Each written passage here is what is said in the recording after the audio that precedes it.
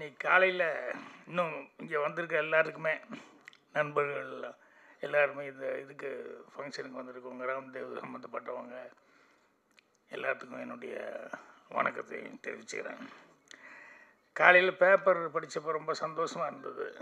என்னென்னா இந்த 2023ஆம் ஆண்டில் நல்ல பேர் வாங்கின டைரக்டர்ஸ் அப்படின்னு சொல்லி ஒரு பெரிய பட்டியல் போட்டிருந்தாங்க.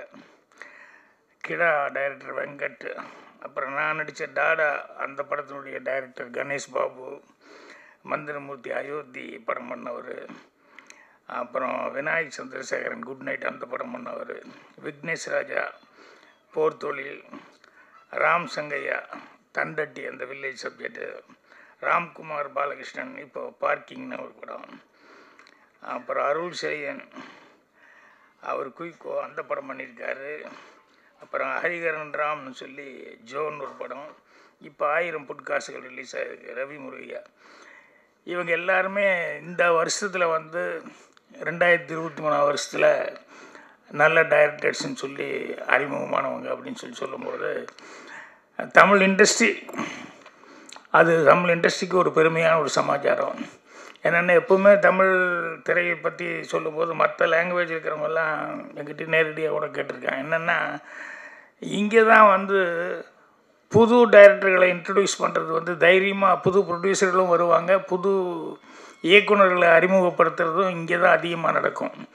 அதே மாதிரி மற்ற எல்லாருமே ஆர்டிஸ்ட்டு இன்ட்ரடியூஸ் பண்ணுறது எல்லாமே மற்ற ஊரில் எல்லாம் கொஞ்சம் யோசிப்பாங்க, வியாபாரம் அது இதுங்கிறதுனால கொஞ்சம் எதுக்கு எக்ஸ்பெரிமெண்ட் அப்படின்னு சொல்லிட்டு. தமிழை பொறுத்த வரைக்கும் அந்த எக்ஸ்பெரிமெண்ட் அப்படிங்கிறது பெருசாக நினைக்கவே மாட்டாங்க. அதே மாதிரி தமிழில் கதைகளே எக்ஸ்பெரிமெண்ட்டாக நிறையா கதைகள் பண்ணிக்கிட்டு இருப்பாங்க. ஸோ இத்தனை பேர் வந்திருக்காங்க கிடச்சிருக்காங்கும்போது 2023ங்கிறது ரொம்ப சந்தோஷமான ஒரு வருஷமாக இருக்குது. இன்னும் அடுத்த வருஷத்தில் இதோட சிறப்பாக இன்னும் நிறைய பேர் வரணும் அப்படின்னு சொல்லிட்டு. ஸோ இதில் என்னென்னா நான் விமர்சனம் படிப்பேன், விமர்சனம் படிச்சுட்டு படத்தை பற்றி முடிஞ்ச வரைக்கும் சில படங்கள்லாம் பார்த்துருவேன், சிலது பார்க்க முடியாமல் போயிடும். பத்திரிகைகள் அவருடைய விமர்சனங்கள் இந்த படங்களுக்கு எல்லாமே ரொம்ப ஜெனுவனான விமர்சனமாக இருந்தது. எல்லாருமே அவ்வளோ நல்லா அப்ரிஷியேட் பண்ணி இந்த படங்களை அவங்களுடைய கை கொடுத்து அவங்களுடைய ஆதரவு தெரிவித்து, ஏன்னா சக்ஸஸ்க்கு அது ரொம்ப முக்கியம். பத்திரிகையாளர்கள், ஊடக நண்பர்கள் அவங்களுடையது. ஸோ இவங்க எல்லாருமே கரெக்டான முறையில் அது ராம்தேவ் அவரை பற்றி சொல்லணுன்னா நிறையா சொல்லணும். என்னென்னா அவர் எப்படி ப்ரொடியூசர்களை பிடிக்கிறாருன்னு எனக்கு ஒன்றும் புரியல. அது ஒரு திறமை வேணும். ஏன்னா நிறைய பேர் என் அசிஸ்டண்ட்டு கூட சில பேர் இருந்தாங்க, இவன் நல்லா வந்துடுவான் அப்படின்னு நினச்சிட்டு இருப்பேன். வாய்ப்பு வந்தால் தானே நல்லா வர்றதுக்கு, வாய்ப்பு வர்றதே ரொம்ப பெரிய பிரச்சனையாக இருந்தது. அவன் எங்கே போய் யாரை பிடிக்கிறதுன்னு தெரியாமல் டெய்லி போகிறோன்னு சொல்லிட்டு இருப்பான். ஆனால் ராம்தேவ் பாருங்கள், ஒரு ஆள் பிடிச்சா பரவாயில்ல, ஒரு 3-4 பேர் பிடிச்சிருப்பாருன்னு நினைக்கிறேன். அவங்ககிட்ட எல்லாம் எந்த அளவுக்கு நம்பகத்தன்மையாக அவர் நடந்துக்கிறது, பேச்சுவார்த்தைகள் இருந்தால் அதெல்லாம் அது எனக்கு ரொம்ப அவரை பார்க்கும்போது அதுதான் முதல்ல ஒரு டெக்னீஷியனுங்கிற முறையில் எனக்கு இந்த படத்தில் நீங்கள் நடித்து கொடுக்கணும் அப்படின்னு சொல்லி கேட்டார். சரி, ஒரு டெக்னீஷியன் அவரே டைரக்ட் பண்ணுறவரே படமும் ப்ரொடியூஸ் பண்ணுறாரு அப்படின்னு சொல்லும்போது சரிங்க அப்படின்னா, அதுக்கப்புறம் தான் தெரிஞ்சது ஒரு வேஷம் போட்டு டக்குன்னு நின்னார். இது என்னது புதுசாக இருக்கு என்ன? இல்லை சார் அப்படின்னாரு. அப்புறம் பார்த்தா ரொம்ப முக்கியமான ஒரு ரோல் எடுத்துக்கிட்டார் அவர். அப்புறம் அவர் ஒன்று எழுதிட்டாருன்னா அதுலேயே நிற்பார். ஏதாவது சொன்னால் இல்லைங்க இது அப்படின்னா, இல்லை சார் இதுதான் கரெக்டாக இருக்கும் அப்படின்னா, அப்போ நமக்கு எக்ஸ்பீரியன்ஸ் என்னடா இது, இவர்கிட்ட சொல்லி ஆர்கியூ பண்ணி என்ன பிரயோஜனம்? அப்புறம் கொஞ்சம் நேரம் கழிச்சு இல்லை அது கரெக்டு தான் சார் அப்படின்னு கொஞ்சம் லேட்டாக வருவார், இல்லைன்னா டப்பிங்கில் சொல்லுவார். அந்த மாதிரி ஆனால் அவர் கான்செப்ட் ஒன்று அவர் பிடிச்சிருக்காரு. அது ஒரு டிஃப்ரெண்ட்டாக இருந்தது அந்த கான்செப்ட் அவர் பிடிச்சது. பிக்சர் ஓப்பனிங்லேயே நான் தான் பிக்சர் ஓப்பனிங்கே மேலே ஓப்பன் ஆகும். நான் டிவி பார்த்துருக்க மாதிரி இந்த பிரணா இவங்க அந்த டிவியில் வருவாங்க அவங்க குழந்தையோட. ஸோ எண்டும் அதே மாதிரி அந்த படத்தினுடைய படத்தினுடைய எண்ட்லேயும் வந்து அவங்க மேலே என் மேலேயும் அவங்க மேலேயும் ஃபினிஷ் பண்ணியிருப்பாங்க. என்னன்னா க்ரைமாக இருந்தால் கூட அதில் வந்து எப்படி க்ரைமை எப்படி கண்டுபிடிக்கிறாங்க அப்படிங்கிறதெல்லாம் வந்து அது நிறைய விஷயங்கள் அப்படி சுற்றி அப்படி வந்துக்கிட்டே இருக்கும். ஆனால் கடைசியில் அது என்ன அப்படின்னா அதில் ஒரு சென்டிமெண்ட் வச்சுருந்தார். என்னென்னா ஒரு இன்னசென்ட்டாக இருக்கிற பசங்க யங்ஸ்டர் அவங்க வந்து ஒரு தப்பு செய்யாத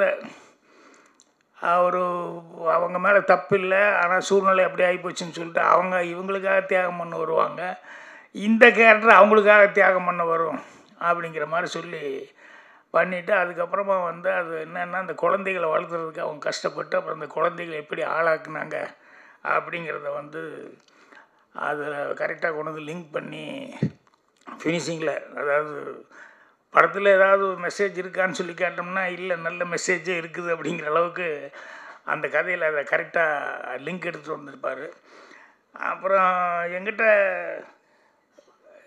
அதாவது குறைச்சலாக பேசினார், குறைச்சலான நாள்னார். ஆனால் நிறைஞ்ச நாள் ஒர்க் பண்ண மாதிரியே படம் பூரா நான் டப்பிங் பேசுகிறேன் தீரவே மாட்டேங்க டப்பிங்கு. என்னங்க இது இவ்வளோ எடுத்து வச்சுருக்கீங்க அப்படின்னா அங்கே எடுக்கும்போது என்னென்னா கடன்னு அவர் ஷார்ட் பிரித்து வச்சுருப்பார் எல்லாம். அதில் ஏதாவது ஒன்று அப்படின்னா டிஸ்டர்ப் ஆகிடுவார். அது பிரகாரம் எடுக்கணும், அவ்வளோதான். அதனால் அவரை எடுத்தது பார்த்தா நிறையா அவர் எடுத்த விஷயங்கள் எல்லாமே வந்து பார்த்தேன், எல்லாம் கரெக்டாகவே எடுத்திருக்காரு. அதில் எல்லாம் ஒன்றும் குறை சொல்கிற அளவுக்கு ஒன்றும் இல்லை. ஸோ அவரும் என்ன சொன்ன மாதிரி அவரும் நடிச்சிருக்கார் முக்கியமான ஒரு கேரக்டர் எடுத்துக்கிட்டு. இவங்க அந்த பிரணா அவங்களுக்கு அது யார் ஸ்ரீநாத் வந்து சொன்னார் அவங்க வயசுக்கு மீறின ஒரு கேரக்டர் அப்படின்னு சொல்லிட்டு.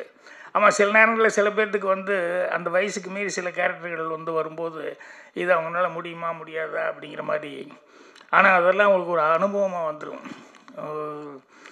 ஸ்ரீதேவி நடிக்கும்போது பாலச்சந்திர சார் படம் 3 முடிச்சாது, அந்த படத்தில் நடிக்கும்போது அவங்க ஏஜுக்கு ரொம்ப சம்மந்தம் இல்லாத ஒரு கேரக்டராக அவங்க பண்ண வேண்டி வந்தது. அந்த மாதிரி நிறையா பேர் நிறையா அந்த ஏஜை தாண்டி இருக்கக்கூடிய கேரக்டர்ஸ் செய்யும்போது அந்த எக்ஸ்பீரியன்ஸ் வந்து அவங்களுக்கு பின்னால் வந்து ரொம்ப ஹெல்ப்பாக இருக்கும். இதில் அவங்க நல்லா சிறப்பான முறையில் அவங்க செஞ்சுருந்தாங்க. சோனியா அகர்வால் அவங்க எனக்கு 1 நாள் 2 நாள் தான் ஒர்க்கு, ஆனால் அந்த 1 நாள் ஒர்க்கும் சிறப்பாக இருந்தது. எனக்கு அவங்க பேச வரும்போது அப்படியே பார்த்துக்கிட்டே இருந்தேன். என்னென்னா அங்கே நான் கூட நடிக்கும்போது அவங்க பேசுகிறது காதுலேயே விழுகலை, விஸ்பரிங். ஆனால் லிப்பு வந்து கரெக்டாக இருக்குது, ஆனால் எனக்கு கேட்கல. இது ராம்தேவ் நீங்கள் பேசுனீங்களா அப்படின்னாரு. ஏன்னா அவர் அடுத்தது கட் சொல்கிறதுக்கு இது பண்ணுறதுக்கு என்ன பண்ணுறதுன்னு தெரியாமல் அப்படி கவனிச்சிக்கிட்டு இருந்தார். அதனால் இங்கே வந்து பேச வரும்போது கரெக்டாக கேட்குமா கேட்காதா அப்படின்னு நினச்சிக்கிட்டு இருந்தேன். ஆனால் அவங்க இப்போ இங்கிலீஷில் பேசுறதுனால அந்த பிரச்சனை இல்லை. தமிழில் பேசுகிறதுனா தான் கொஞ்சம் ப்ராப்ளமாக இருக்கும். ஏன்னா தப்பு வருமோ அப்படின்னு சொல்லிவிட்டு அவங்களுக்கு அந்த கான்சன்ட்ரேஷன் இல்லை. இப்போ நான் இங்கிலீஷில் பேசுனா நான் கொஞ்சம் யோசிப்பேன்ல, அது மாதிரி அவங்க தமிழில் பேசுனா அவங்க அப்படி. ஸோ இப்போ ஸ்ரீநாத்தோட ஒர்க் பண்ணும்போதும் அதெல்லாம் அது முக்கியமான இன்வெஸ்டிகேட் பண்ணுற மாதிரி கேரக்டரு. ஸோ அவர் கூட நடிக்கும்போதும் அவர் டைரக்ஷன் பண்ணிட்டு இருந்தவர். நிறைய பேர் இப்போ டைரக்ஷன் பண்ணுறவங்கெல்லாம் ஆக்டிங்லேயே வந்துட்டாங்க இல்லை, கொஞ்சம் கஷ்டமான வேலைன்னு எல்லாம் தெரிஞ்சு போச்சு. ஆமாம், போனோமா ஏதோ வசனம் பேசணுமா ஏதோ கொடுத்தாங்களா வந்தோமா அப்படிங்கிற மாதிரி. இது எப்போ கதை எழுதி அதை வந்து கஷ்டப்பட்டு லொக்கேஷன் எல்லாம் போய் பார்த்து அதுக்கப்புறம் ஆர்டிஸ்ட்டுகளை செலக்ட் பண்ணி இப்போ நினச்சி பார்த்தா எனக்கு ஆச்சரியமாக இருக்குது, ஓ நம்ம தான் இதெல்லாம் பண்ணோமா அப்படின்னு சொல்லிட்டு. ஏன்னா அப்போ அது வேலை மாதிரி தெரியல, அதனால் வந்து எனக்கு கஷ்டப்பட்டோங்கிறதே ஒன்றும் தெரியல. ஆனால் இப்போ வந்து எல்லோரும் சொல்லும்போது தான் நமக்கு தெரியுது இது இந்த மாதிரி அப்படின்னு சொல்லிட்டு. காலையில் இன்னொரு காமெடி கூட நடந்தது. நம்ம பாவா செல்லதுரை இருக்கார், கதை சொல்லி எல்லாம் டிவியில் பார்த்துட்டு இருப்பீங்களே, அவர் ஃபோனில் பேசிகிட்டு இருந்தார். நேற்று யாரோ ஒரு நண்பர் வந்தப்போ அவரை பற்றி பேசும்போது அப்போ நான் சொல்லிக்கிட்டு இருந்தேன், ரொம்ப நல்லா கதை சொல்கிறாரு அவர். அது என்னென்னா அதில் சிறப்பம்சம் என்னென்னா எல்லோரும் எல்லா கதையும் படிக்கிறதுக்கான வாய்ப்புகள் ரொம்ப கஷ்டம். எல்லோரும் எல்லா புக்கும் வாங்கி எல்லா கதையும் படிச்சிட முடியாது. ஆனால் நல்ல ரைட்டர்ஸு எழுதின நல்ல கதைகள் இருக்குது பாருங்கள், அந்த மாதிரி கதைகளாக செலக்ட் பண்ணி பாவா செல்லதுரை வந்து அது ரெகுலராக வந்து அவர் சொல்லிகிட்ருக்காரு. ஒரு 1/2 hour 45 minutes அவர் நேரேட் பண்ணும்போது நமக்கு உண்மையிலேயே அது மெயின் கதை என்ன அப்படிங்கிறத வந்து கொஞ்சம் கூட இப்படி இல்லாமல் அது நல்லா உள்வாங்கிட்டு அவர் சொல்கிறதுங்கிறது ரொம்ப நல்லா சொல்லிக்கிட்டு இருக்காரு. அப்புறம் அவருக்கு நேற்று அவரை பற்றி பேசுனதுனால நீ ஃபோன் பண்ணார்.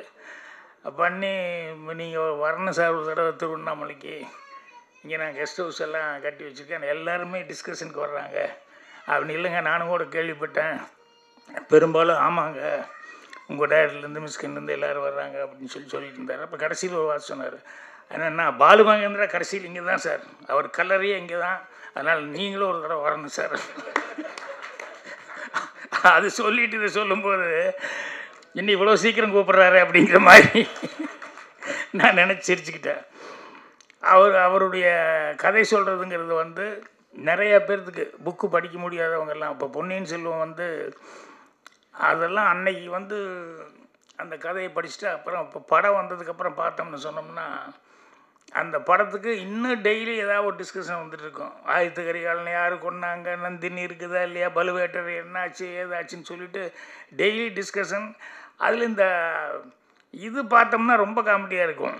என்னென்ன யூடியூப்புகளில் வந்து பேசும்போது எங்கேயா ராமர் இருந்தார் அப்படின்னு ஒருத்தர் ஆரம்பித்தார்னா அவர் அதை பற்றி சொல்லிகிட்டே இருப்பார். ஆனால் பேப்பரை பார்த்தா 2000 கோடியில் ராமர் கோயில் கட்டிக்கிட்டு இருக்காங்க பேப்பரில் வந்துட்டு. இது மாதிரி ஒவ்வொன்றும் ஆரியர் என்ன இது என்ன அது என்னன்னு சொல்லிட்டு பார்த்தா நமக்கு எதை நம்புறது எது நம்பலை அப்படிங்கிற மாதிரி சில நேரங்களில் வந்து, ஏன்னா அவங்கவுங்க ஆர்குமெண்ட் அவ்வளோ கரெக்டாக இருக்கும். ஆனால் எல்லோரும் வந்து என்னென்னா இந்த இதை போய் சீரடி தானே அங்கே போய் இப்போ அந்த அகழ்வாரை அது பண்ணதுக்கப்புறம் வந்து எல்லாத்துக்கிட்டேயுமே ஒரு நல்ல நமக்கு பழசு என்ன, நாம் பூர்வீகம் என்ன, மனிதனுடைய பூர்வீகம் என்ன, தமிழனுடைய பூர்வீகம் என்ன, இதெல்லாம் தெரிஞ்சுக்கணும் அப்படின்னு சொல்லிட்டு எல்லாருக்கிட்டேயும் ஒரு அலர்ட்னஸ் எல்லாருமே வந்து இது பண்ணுறாங்க. அதனால் நிறைய பேர் வந்து அதை பற்றி ஆராய்ச்சி பண்ணி வரலாற்று வல்லுநர்கள் அவங்க இவங்கெல்லாம் வந்து அதை பற்றி ஆராய்ச்சி பண்ணி நிறைய விஷயங்கள் சொல்லிக்கிட்டு இருக்காங்க. ஸோ அது ஒரு நல்ல எஜுகேஷனாக இருந்துகிட்ருக்கு. ஸோ அதெல்லாமே தமிழை பொறுத்த வரைக்கும் ரொம்ப சந்தோஷப்பட வேண்டிய சமாச்சாரங்கள். இந்த மாதிரி சினிமா இண்டஸ்ட்ரியில் வந்து நிறைய ஆளுகளுக்கு சான்ஸ் கிடைக்கிறது அப்படிங்கிறது, அந்த எல்லாருக்குமே புதுமுகங்கள் வந்தானா அவங்கள வந்து அவங்களுக்கு ஈஸியாக வந்து சான்ஸ் கிடைக்கிறது, இதெல்லாம் தமிழ் இண்டஸ்ட்ரியை பொறுத்த வரைக்கும் மற்ற இண்டஸ்ட்ரீஸில் நடக்குது. ஆனால் அதிகமாக வந்து நடக்கிறதுங்கிறது தமிழ் இண்டஸ்ட்ரியில் தான். ஏன்னா இது நிறைய பேர் வந்து அது வந்து என்கிட்டயே கேட்டிருக்காங்க, நிறைய பேர்த்துக்கு நானும் சொல்லியிருக்கேன். அந்தளவுக்கு தமிழில் வந்து ப்ரொடியூசர்ஸ் வர்றதும் சரி, டைரக்டர்ஸ் நியூ ஃபேஸஸாக நடிக்க வர்றவங்கெல்லாம் கிடைக்கிறது அப்படிங்கிறது. ஸோ இந்த படத்தை பொறுத்த வரைக்கும் நிறையா டெக்னீஷியன்ஸ் இவருக்கு பயங்கரமாக ஹெல்ப் பண்ணி எல்லாருமே கோஆப்ரேட் பண்ணியிருக்காங்கன்னு. ஸோ இதில் யார் ராம்தேவ் எழுதி இயக்குனவர், இணை தயாரிப்பாளர்கள் ஞானோதயா, டாக்டர் ராஜகோபாலன், அப்புறம் சாந்தி ராஜகோபாலன், அவ்வளோதானா? நிறைய பேர் நான் மீட் பண்ண மாதிரி இருந்தது. அப்படியா? ஆக்டரா? ஐஜி இந்த மாதிரி போலீஸ் எல்லாம் நடித்தாங்களே? இல்லை சார். தயாரிப்பாளர் இல்லையா அவங்கெல்லாம்? சரி. ஸோ எடிட்டர் துர்கா, இசை வந்து Venushankar, camera மணிவன், Pragadeesh Raghu, designer. So எல்லாருமே வந்து அவர் ராம்தேவ் ஆல்ரெடி எத்தனை படம் பண்ணீங்க? ஒரு படமா? ஆல்ரெடி ஒரு படம் பண்ணியிருக்காரு. இருந்தாலும் இந்த படத்தில் வந்து நம்ம சொன்ன மாதிரி அவர் எல்லாத்துக்கிட்டையும் போய் பேசி அவரே எல்லா வேலையும் ப்ரொடக்ஷன் வேலையிலேருந்து எல்லா வேலையும் அவரே பார்த்துக்கிட்டு இருக்காரு. ஸோ அதனால தான் இத்தனை பேர்த்த வந்து சேர்த்த முடிஞ்சது. அப்புறம் ரெண்டாவது இதில் ரொம்ப அவரை வந்து பாராட்ட வேண்டிய ஒரு சமாச்சாரம் என்ன அப்படின்னா, படம் எடுக்கிறது ரொம்ப சிரமப்படுவாங்க, ஆளை பிடிக்கிறது. அப்புறம் படம் எடுத்துட்டு அதை ரிலீஸு கொண்டு வர்றது இருக்க, அது அதை விட பெரிய கஷ்டப்படுவாங்க. அந்த மாதிரி ஏகப்பட்ட படங்கள் தேக்கமாக நிற்கிது. இப்போ பாருங்கள், ஆடியோ ஃபங்க்ஷன் வர்றதுக்கு முன்னாலேயே பேப்பரில் அனௌன்ஸ்மெண்ட் வந்துச்சு, இதில் போட்டிருக்காரு தெரிக்க விடும் அப்படின்னு சொல்லிட்டு. அந்த மாதிரி தேதியெல்லாம் போட்டு அனௌன்ஸ்மெண்ட் கொடுத்தாச்சுல்ல. அதான் 29 ரிலீஸுங்கிறது கொடுத்துட்டாங்க. இப்போ ஆடியோ ஃபங்க்ஷனுக்கு முன்னாலேயே அது பேப்பரில் பார்த்தோன்னே. ஸோ அந்தளவுக்கு வந்து அவர் ஒரு விடாமுயற்சியாக இருந்து படத்தை தேட்டருக்கு எடுத்துகிட்டு வர்றது. ஏன்னா நிறைய பேர் ரொம்ப கஷ்டப்படுறாங்க. அட்லீஸ்ட் ஓடிடி பிளாட்ஃபார்ம்லையாவது கொடுத்தா பரவாயில்ல அப்படிங்கிற லெவலில் நிறைய பேர் இருந்துருக்காங்க. ஆனால் இவர் தேட்டரில் எடுத்துகிட்டு வர்றதுக்கு அவ்வளோ முயற்சி பண்ணி சிறப்பான முறையில் எடுத்துகிட்டு வந்துட்டார். ஸோ ரொம்ப சந்தோஷமாக இருக்குது. ராம்தேவுடைய முயற்சி விடாமுயற்சி மட்டுமே இல்லாமல் அவர் சின்சியராக உழைப்பார். அது நான் சொன்ன கருத்து வேறுபாடுங்கிறது வேறு. ஆனால் அவங்க எடுத்துக்கிட்டதை அவங்க சின்சியராக எங்கள் டைரக்டர்கிட்டே அதான் நான் சொல்லுவேன். எங்கள் டைரக்டர் அவர் என்ன நினைக்கிறாரோ அது தீர்மானமாக போய் எடுக்கிறதுல இருப்பார். ரொம்ப சண்டை போட்டால் கூட சும்மாரியா அப்படின்லாம் சொல்லுவார். ஆனால் அந்த 7 மணிக்கு கரெக்டாக ஷார்ட் வச்சு கரெக்டாக எடுக்கணும் அப்படின்னு சொல்லிட்டு ஓபி அடிக்கிற வேலையே இல்லாமல் வெயில் வரல ஏதாவது ஒன்று மழை வந்துருச்சுன்னா தான் சும்மா உட்காருவார் ஒழிய ஒரு நிமிஷம் கூட சும்மா உட்கார மாட்டார். ஸோ அவர்கிட்ட அந்த சின்சியாரிட்டிங்கிறது வந்து இத்தனை வருஷமாக அவருக்கு பேர் எடுத்துருக்காரு அப்படின்னு சொன்னோம்னா அவர் அந்த ஆரம்ப காலத்துலேருந்து உழைச்ச உழைப்புகள் அப்படிங்கிறதெல்லாம் இன்றைக்கெல்லாம் நினச்சி பார்த்தோம்னு சொன்னோம்னா அது ஒரு மிரக்கலான சமாச்சாரம். ஒரு 27 நாளில் படம் பிடிக்கிறது, கம்மியான பட்ஜெட்டில் படம் முடிக்கிறது அப்படிங்க. இப்போல்லாம் எத்தனையோ கோடிகள்னு போயிட்டுருக்க வழியே. அப்படியா? ஆலிநகரமா? இவங்க அம்மாவும் அவங்க அம்மாவும் ஒரே ஊர் அப்படின்னு சொன்னாங்க. அதான் எங்கள் டைரக்டர் அவர் பண்ண படங்கள் அதெல்லாம் நான் கூட ஒர்க் பண்ணும்போது பார்த்ததெல்லாம் வந்து இன்றைக்கி பார்த்தோம்னு சொன்னோம்னா எவ்வளோ தூரம் அவரெல்லாம் ஒர்க் பண்ணார், கஷ்டப்பட்டார் அப்படிங்கிறதெல்லாம் வந்து ஏன்னா ஒரு செகண்டு கூட அவர் ஃப்ரீயாக வந்து சும்மா உட்காந்ததே கிடையாது. அந்தளவுக்கு அவர் வந்து சின்சியராக வந்து ஒர்க் பண்ணார். அதே மாதிரி வந்து ராம்தேவும் அவர்கள் கரெக்டாக பிளான் பண்ணிட்டார். அவர் என்ன நினைக்கிறாரோ அதை நினைக்கிறத கரெக்டாக எடுக்கணும் அப்படிங்கிறத கரெக்டாக அந்த டைமுக்கு வந்து கரெக்டாக கடன்னு ஷார்ட்டெல்லாம் பிரித்து ரெடியாக வச்சுக்கிட்டு இருப்பார் எழுதி. அப்புறம் டக்குன்னு எடுத்து முடிச்சிடுவார். ஸோ எல்லோரும் 1 நாள் 2 நாள் எக்ஸ்ட்ரா இவரை பொறுத்த வரைக்கும் 1 நாள் 2 நாள் 3 நாளே முடிச்சிருப்பார்னு நினைக்கிறேன். எக்ஸ்ட்ரா எல்லாம் ஆகலை இல்லை. ஸோ இது ஒரு பேப்பர் வந்திருக்கு. இல்லை உயர்நீதிமன்றம்னு என்னடா இது இவ்வளோ பெருசாக படிக்கிறதுக்கு ஏதோ இன்னும் டைலாக் முடியலையான்னு எனக்கு டவுட் வந்துருச்சு. பிரியாவா தொகுத்து வழங்கினது? அவங்க தமிழ் சுத்தமாக பேசி பண்ணிட்டுருக்காங்க. ஸோ பத்திரிகையாளர் நண்பர்கள் படம் பார்த்துட்டு நீங்கள் என்ன நினைக்கிறீங்களோ அதுதான் எழுதுவீங்க. என் படத்துக்கே நான் கேட்க மாட்டேன். படம் பார்த்ததுக்கப்புறம் நான் அங்கே அப்போல்லாம் மீட்டிங் படம் முடிஞ்சுன்னு நாங்கள்லாம் மீட் பண்ணிக்குவோம்.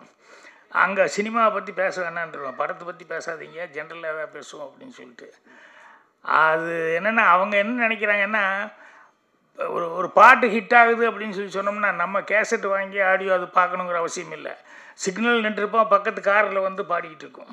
டீ கடையில் எங்கே போய் சாப்பிட்லான்னு போனால் அங்கே பாடிக்கிட்டு இருக்கோம். ஸோ ஒரு பாட்டு ஹிட் ஆகிறது எப்படி தெரிஞ்சுக்கணும்னா நம்ம வாங்கி பார்க்கணுங்கிறது இல்லை, அதே எங்கே வேணாலும் பாடிக்கிட்டு இருக்கோம், நம்ம காதில் விழுந்துகிட்டே இருக்கும்.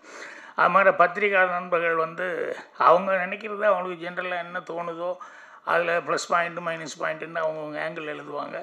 இப்போ நான் சொன்ன அந்த 10 பேருக்கெல்லாம் அந்த நேம் வந்ததுக்கெல்லாம் காரணம் இவங்க விமர்சனங்கள் எல்லாம் வந்து எல்லா பத்திரிகையிலையும் நான் படிக்கும்போது எல்லாருமே ஓரளவுக்கு முன்ன பின்ன இல்லை பெருசாக, ஓரளவுக்கு எல்லாருமே அவங்க என்ன அப்ரிஷியேட் பண்ணாங்களோ அதே அளவுக்கு ஜனங்களும் அதை வந்து புரிஞ்சுக்கிட்டு தமிழ் ஆடியன்ஸுக்கிட்ட இருக்கிற பெரிய ப்ளஸ் பாயிண்ட் அதுதான்.